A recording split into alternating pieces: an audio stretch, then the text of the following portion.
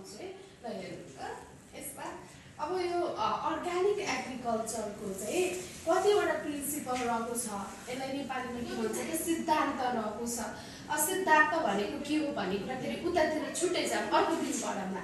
अब यो अर्ग्यानिक एग्रिकल्चरको चाहिँ प्रिन्सिपल कतिवटा छ त भन्दा 4वटा छ।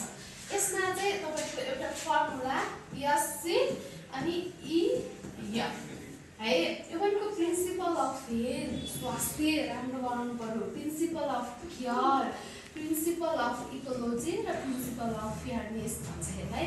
तपाईँले यो यति सबैलाई इन्भाइरोमेन्टदेखि लिएर हरेक कुरालाई चाहिँ केयर गर्ने केले त अर्ग्यानिक एग्रिकल्चरले।